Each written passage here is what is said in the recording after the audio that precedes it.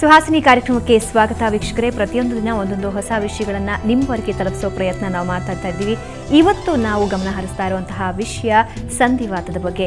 ಇತ್ತೀಚಿನ ದಿನದಲ್ಲಿ ಯಾರಿಗೆ ಸಂಧಿವಾತ ಬರುತ್ತೆ ಅಂತಲೇ ಹೇಳೋಕ್ಕಾಗಲ್ಲ. ಯಾಕೆಂದರೆ ಈ ಹಿಂದೆ ಆದರೆ ವಯಸ್ಸಾಗ್ತಾ ಆಗ್ತಾ ಸಂಧಿವಾತ ಕಾಡುತ್ತೆ ಅಂತ ಹೇಳಲಾಗುತ್ತೆ. ಆದರೆ ಇತ್ತೀಚೆಗೆ ಪ್ರತಿಯೊಬ್ಬರಿಗೂ ಕೂಡ ಈ ಸಮಸ್ಯೆ ಕಾಡುತ್ತೆ. ಹಾಗಾದರೆ ಈ ಸಂಧಿವಾತ ಬರೋದಕ್ಕೆ ಕಾರಣ ಏನು, ಅಲ್ಲದೆ ಯಾವೆಲ್ಲ ಹೊಸ ವಿಧಿವಿಧಾನಗಳು ಇದಕ್ಕೆ ಪರಿಹಾರವಾಗಿ ಕಂಡುಕೊಳ್ಳಲಾಗ್ತಾ ಇದೆ, ಇದ್ರ ಬಗ್ಗೆ ಇವತ್ತಿನ ಸುಹಾಸಿನಿಯಲ್ಲಿ ಬೆಳಕು ಚೆಲ್ತೀವಿ. ಮತ್ತೊಮ್ಮೆ ಕಾರ್ಯಕ್ರಮಕ್ಕೆ ಸ್ವಾಗತ. ನಾನು ಭಾವನಾ.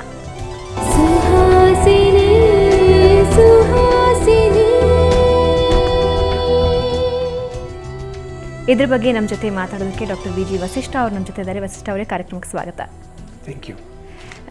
ಸಾಮಾನ್ಯವಾಗಿ ನಾವೇನು ಅಂದ್ಕೊಳ್ತಾ ಇದ್ದೀವಿ ಅಂದರೆ ಸಂಧಿವಾತ ಅಂತ ಬರೋದು ಸ್ವಲ್ಪ ಏಜ್ ಆದಮೇಲೆ ಮೂಳೆಗಳು ಸವಿಯುತ್ತೆ ಅಂತ ಅಂದ್ಕೊಳ್ತಾ ಇದ್ವಿ. ಆದರೆ ಈಗ ಪ್ರತಿಯೊಬ್ಬರಿಗೂ ಕೂಡ ಅಂದರೆ ಏಜ್ ಆಗೋದಕ್ಕೆ ಮುಂಚೆನೇ ಯಂಗ್ ಏಜಲ್ಲೇ ಕಾಣಿಸ್ಕೊಳ್ಳುತ್ತೆ. ಈ ಸಂಧಿವಾತ ಈ ರೀತಿ ಬರೋದಕ್ಕೆ ಕಾರಣ ಏನು? ಸಂಧಿವಾತ ಅಂದರೆ ಅದು ಮೂಳೆ ಮಧ್ಯೆ ಕಾರ್ಟಿಲೇಜ್ ಆಗುತ್ತೆ, ಅದು ಗ್ರೀಸ್ ಥರ ಆಗುತ್ತೆ, ಕುಷನ್ ಆಗುತ್ತೆ ಕಾರ್ಟಿಲೇಜು, ಅದು ಸೌದೋಗುತ್ತೆ. ಮುಂಚೆ ನಾವು ನಮ್ಗೆ ಅನಿಸ್ತು ಏಜ್ ಜಾಸ್ತಿ ಆದರೆ ಕಾರ್ಟಿಲೇಜ್ ಸೌದೋಗುತ್ತೆ ಅಂತ. ಬಟ್ ಇವಾಗ ನಾವು ನೋಡ್ತೀವಿ ಅರ್ಲಿ ಏಜಲ್ಲಿ 50 ಇಯರ್ಸ್ 55 ಇಯರ್ಸಲ್ಲಿ ಜನ ಬರ್ತಾರೆ ನಮಗೆ, ಕಾರ್ಟಿಲೇಜ್ ಅವ್ರಿಗೆ ಹೊಟ್ಟೋಗಿರುತ್ತೆ, ಇನ್ ಪೇಯ್ನ್, ರೆಸ್ಟ್ರಿಕ್ಷನ್ ಆಫ್ ಮೂವ್ಮೆಂಟ್ ಆಗುತ್ತೆ. ಸೊ ಇದು ಯಾಕಾಗುತ್ತೆ ಅಂದರೆ ನಮ್ಗೆ ಅನಿಸುತ್ತೆ ದಟ್ ಎಕ್ಸಸೈಸ್ ಸರಿಯಾಗಿಲ್ಲ, ಡಯಟ್ ಸರಿಯಾಗಿಲ್ಲ, ಈಟಿಂಗ್ ಹ್ಯಾಬಿಟ್ ಸರಿಯಾಗಿಲ್ಲ. ಮುಂಚೆ ಜಾಸ್ತಿ ಸ್ಪೋರ್ಟ್ಸ್ ಆಗ್ತಿತ್ತು, ಸ್ಪೋರ್ಟ್ಸಲ್ಲಿ ಜಾಸ್ತಿ ಇವಾಗ ಇನ್ವಾಲ್ವ್ಮೆಂಟ್ ಆಗಲ್ಲ, ಕಂಪ್ಯೂಟರ್ಸ್ ಮೇಲೆ ಜಾಸ್ತಿ ವ್ಯಾಲ್ಯೂ ಆಗುತ್ತೆ.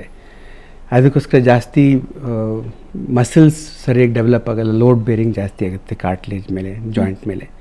ಅದಕ್ಕೋಸ್ಕರ ಜಾಸ್ತಿ ಕಾರ್ಟಿಲೇಜ್ ಸೌದೋಗುತ್ತೆ. ಸೊ ಆರ್ಥರೈಟಿಸ್ ಏನು ಅಂದರೆ ನಾವು ತೋರಿಸೋಕ್ಕೆ ಇದು ಜಾಯಿಂಟ್ ನೋಡಿದ್ರೆ ನಾರ್ಮಲಿ ಆರ್ಥರೈಟಿಸು ನಮ್ಮ ಮಂಡಿಲಿ ಜಾಸ್ತಿ ಆಗುತ್ತೆ, ಬಿಕಾಸ್ ಇದು ವೆಯ್ಟ್ ಬೇರಿಂಗ್ ಅಂದರೆ ಇದ್ರ ಮೇಲೆ ಜಾಸ್ತಿ ವೆಯ್ಟ್ ಆಗುತ್ತೆ. ಸೊ ಇದಕ್ಕೆ ಫೀಮರ್ ಅಂತ ಹೇಳ್ತಾರೆ, ಇದಕ್ಕೆ ಹೇಳ್ತಾರೆ ಟಿಬಿಯಾ ಅಂತ, ಇದಕ್ಕೆ ಹೇಳ್ತಾರೆ ಪಟೇಲ ಅಂದರೆ ನೀ ಕ್ಯಾಪ್ ಅಂತ ಪಟೇಲ ಅಂತ ಹೇಳ್ತಾರೆ. ಇದು ಜಾಯಿಂಟ್ಸ್ ಮಧ್ಯ ಕುಷನ್ ಆಗುತ್ತೆ, ಅದಕ್ಕೆ ಕಾರ್ಟಿಲೇಜ್ ಅಂತ ಹೇಳ್ತಾರೆ. ಇದು ನಾರ್ಮಲಿ ಜಾಯಿಂಟ್ ಮೂವ್ ಮಾಡೋಕ್ಕೋಸ್ಕರ ಹೀಗೆ ಮೂವ್ ಆದರೆ ಈ ಕಾರ್ಟಿಲೇಜ್ ಸ್ಮೂತ್ ಆಗಿರುತ್ತೆ, ಸ್ವಲ್ಪ ಗ್ಲಾಸ್ ಥರ ಕಾರ್ಟಿಲೇಜ್ ವೆಯ್ಟ್ ಬೇರಿಂಗ್ ಆಗುತ್ತೆ ಇದಕ್ಕೆ ಮಧ್ಯ, ಆ್ಯಂಡ್ ಇದರಿಂದ ವೆಯ್ಟ್ ಟ್ರಾನ್ಸ್ಮಿಟ್ ಆಗುತ್ತೆ. ಸೊ ಇದು ಏನು ಪೇಯ್ನ್ ಆಗಲ್ಲ, ಸ್ಮೂತ್ ಮೂವ್ಮೆಂಟ್ ಆಗುತ್ತೆ. ಆ್ಯಂಡ್ ನರ್ವ್ಸ್ ಇಲ್ಲಿ ತನಕ ಬರುತ್ತೆ. ನರ್ವ್ಸ್ ಅಂದರೆ ಪೇಯ್ನ್ ಇಲ್ಲಿ ತನಕ ಫೀಲ್ ಆಗುತ್ತೋ, ಇಲ್ಲಿ ತನಕ ನರ್ವ್ಸ್ ಬರುತ್ತೆ, ಸೊ ಪೇಯ್ನ್ ಆಗಲ್ಲ.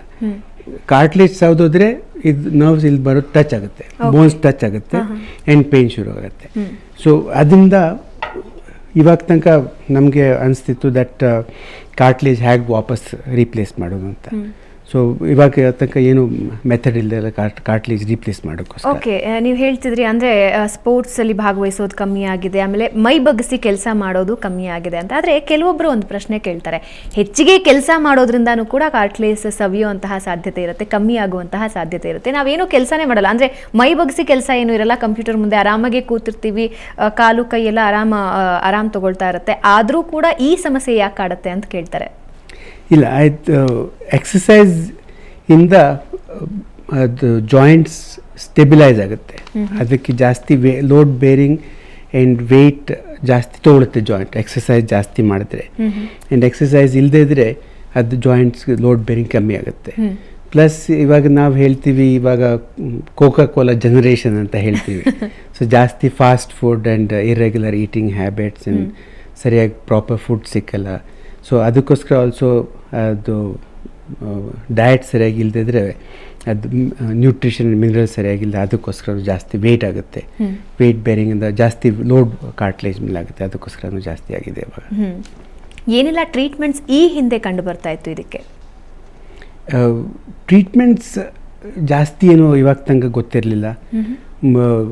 ಆರ್ಥರೈಟಿಸ್ ಅಂದರೆ ಮೇಯ್ನ್ ಪ್ರಾಬ್ಲಮ್ ಆಗ್ತಿತ್ತು ಅಂದರೆ ಪೇಯ್ನ್ ಆಗುತ್ತೆ, ಪೇಯ್ನ್ ಆದಮೇಲೆ ನಡೆಯೋಕ್ಕಾಗಲ್ಲ, ಜಾಸ್ತಿ ನಡೆಯೋಕ್ಕಾಗದೇ ಇದ್ದರೆ ಪೇಷಂಟ್ಸ್ಗೆ ವೆಯ್ಟ್ ಜಾಸ್ತಿ ಆಗೋಗುತ್ತೆ. ವೆಯ್ಟ್ ಜಾಸ್ತಿ ಆದರೆ ಜಾಸ್ತಿ ವೆಯ್ಟ್ ಜಾಯಿಂಟ್ ಮೇಲೆ ಬರುತ್ತೆ, ಇನ್ನೂ ಜಾಸ್ತಿ ಸೌದೋಗುತ್ತೆ. ಅಲ್ಲ, ಆರ್ಥರೈಟಿಸ್ಗೆ ಭಾರ ಜಾಸ್ತಿ ಆಗೋದು ಒಂದು ಕಾರಣ ಆಗುತ್ತಾ? ಹೌದು, ಕಾರಣನೂ ಆಗುತ್ತೆ, ಎಫೆಕ್ಟು ಆಗುತ್ತೆ, ಎರಡೂ ಆಗುತ್ತೆ. ಓಕೆ.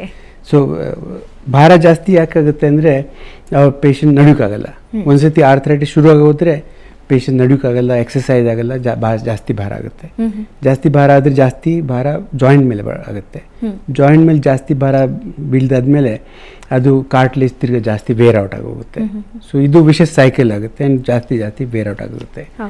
ಸೊ ಟ್ರೀಟ್ಮೆಂಟ್ ಆಪ್ಷನ್ಸ್ ತುಂಬ ಕಮ್ಮಿ ಇತ್ತು ಮುಂಚೆ. ಸೊ ಟ್ರೀಟ್ಮೆಂಟ್ ಆಪ್ಷನ್ಸಲ್ಲಿ ಪೇಯ್ನ್ ಕಮ್ಮಿ ಮಾಡೋಕ್ಕೋಸ್ಕರ ಪೇಯ್ನ್ ಕಿಲ್ಲರ್ ಕೊಡ್ತಿದ್ವಿ ನಾವು.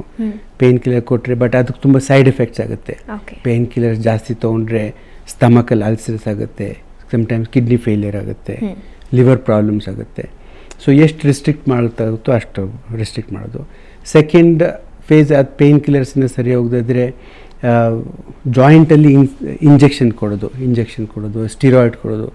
ಬಟ್ ಅದರಿಂದನೂ ತುಂಬ ಸೈಡ್ ಎಫೆಕ್ಟ್ಸ್ ಇರ್ತಿತ್ತು. ಇದು ನಡೀದಿದ್ರೆ ಲಾಸ್ಟ್ ಆಪ್ಷನ್ ಅಂದರೆ ನೀ ರಿಪ್ಲೇಸ್ಮೆಂಟ್ ಸರ್ಜರಿ ಅಂತ ಮಾಡ್ತೀವಿ. ಸೊ ನೀ ರಿಪ್ಲೇಸ್ಮೆಂಟ್ ಸರ್ಜರಿ ತುಂಬ ಮೇಜರ್ ಸರ್ಜರಿ. ಅದರಲ್ಲಿ ಇದು ನೀ ಜಾಯಿಂಟಲ್ಲಿ ಈ ಬೋನ್ ಇಷ್ಟು ಇಲ್ಲಿ ಕಟ್ ಮಾಡಿಬಿಟ್ಟು ಇಲ್ಲಿಂದ ಇಷ್ಟು ಕಟ್ ಮಾಡಿಬಿಟ್ಟು ಬೇರೆ ಮೆಟಲ್ ಆ್ಯಂಡ್ ಆರ್ಟಿಫಿಷಿಯಲ್ ಪ್ರೋಸ್ಥೆಸಿಸ್ ಫಿಟ್ ಮಾಡಬೇಕಾಗುತ್ತೆ. ಅದು ತುಂಬ ಮೇಜರ್ ಪ್ರೊಸೀಜರು. ಹಾಸ್ಪಿಟಲೈಸೇಷನ್ 6 ವೀಕ್ಸ್ ತನಕ ಆಗುತ್ತೆ. ಫಿಸಿಯೋಥೆರಪಿ ತುಂಬ ಪೇನ್ಫುಲ್ ಆಗುತ್ತೆ. ಸಮ್ಟೈಮ್ಸ್ ಆರ್ಟಿಫಿಷಿಯಲ್ ಜಾಯಿಂಟ್ ಹಾಕಿದ್ರೆ ಅದು ಪೇಷಂಟ್ಸ್ ಅಕ್ಸೆಪ್ಟ್ ಮಾಡಲ್ಲ. ಸೊ ಫೇಲ್ಯೂರ್ ರೇಟು ಆಗುತ್ತೆ. ಸೊ ಅದಕ್ಕೋಸ್ಕರ ಪೇಷಂಟ್ಸ್ ಸರ್ಜರಿ ಅಕ್ಸೆಪ್ಟ್ ಮಾಡಲ್ಲ. ಸೊ ಇವಾಗ patients scientist all over the world have been trying ಏನು ಮೆಥಡ್ ಇದೆ ಇದಕ್ಕೆ ಸರ್ಜರಿ ಬಿಟ್ಬಿಟ್ಟು ಬೇರೆ ಏನು ಮೆಥಡ್ ಇದೆ ಕಾರ್ಟ್ಲೇಜ್ ವಾಪಸ್ ತರೋಕ್ಕೋಸ್ಕರ ಅಂತ.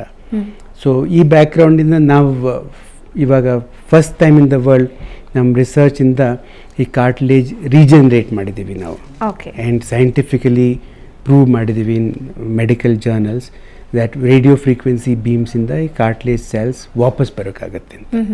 ಇದು ನಾವು ನಮ್ಮದು ಏರ್ಫೋರ್ಸ್ ರಿಸರ್ಚ್ ಇನ್ಸ್ಟಿಟ್ಯೂಟಲ್ಲಿ 4-5 ಇಯರ್ಸ್ ರಿಸರ್ಚಿಂದ ಕ್ಲಿನಿಕಲ್ ಟ್ರಯಲ್ಸಿಂದ ಫಸ್ಟ್ ಟೈಮ್ ನಾವು ಪ್ರೂವ್ ಮಾಡಿಬಿಟ್ಟು ನ್ಯೂ ಮೆಥಡ್ ಆಫ್ ಟ್ರೀಟ್ಮೆಂಟ್ ಅಂತ ಶುರು ಮಾಡಿದ್ದೀವಿ. ಇವಾಗ ಮೆಟಲನ್ನು ಅಳವಡಿಸಿದ್ದೆ ಆದಲ್ಲಿ ಕಾಲಿನ ಭಾಗಕ್ಕೆ ಆ ವ್ಯಕ್ತಿ ನಾರ್ಮಲ್ ಆಗಿ ನಡೆದಾಡಬಲ್ಲ ಅಥವಾ ಇವಾಗ ನಾರ್ಮಲ್ ಮನುಷ್ಯ ಹೇಗಿದ್ದಾನೆ ಆ ರೀತಿ ಇರಬಲ್ಲ ಅಂತ ಅನ್ಸುತ್ತಾ, ಅಥವಾ ಮೆಟಲ್ ಹಾಕೋದ್ರಿಂದ ಏನಾದರೂ ಪ್ರಾಬ್ಲಮ್ ಆಗುತ್ತಾ ಅವರಿಗೆ? ಜಾಯಿಂಟ್ ರಿಪ್ಲೇಸ್ಮೆಂಟ್ ಸರ್ಜರಿ ಸಕ್ಸಸ್ಫುಲ್ ಆಗೋದ್ರೆ ಪೇಷಂಟ್ ನಡೀಕಾಗುತ್ತೆ. ನಡೀತಾನೆ. ಬಟ್ ನಾ ಹೇಳಿದಾಗ ತುಂಬ ಮೇಜರ್ ಸರ್ಜರಿ ಅದು.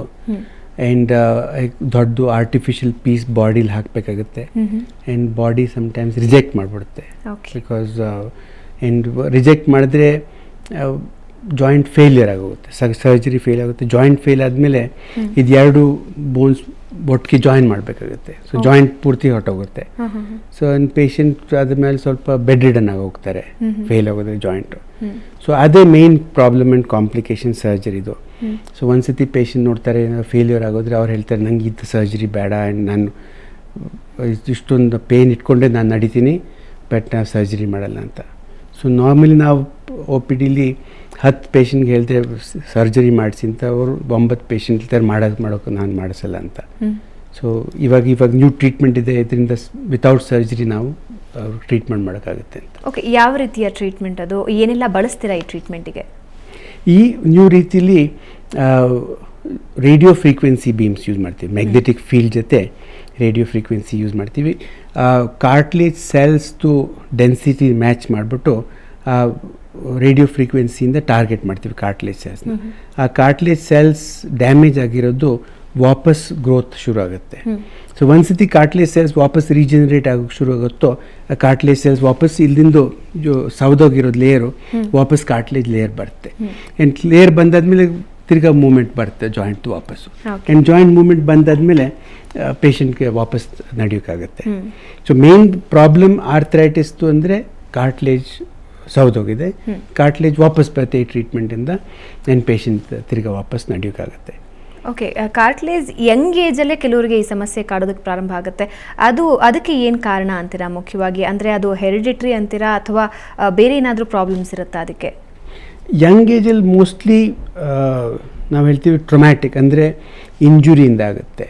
ಸೊ ಜಾಸ್ತಿ ನಾವು ನೋಡ್ತೀವಿ sports people athletics football badminton ಇಂಥವ್ರಿಗೆ ಇಂಜುರಿಯಿಂದ ಕಾರ್ಟ್ಲೇಜ್ ಡಿಗ್ರೇಡೆಡ್ ಆಗೋಗುತ್ತೆ.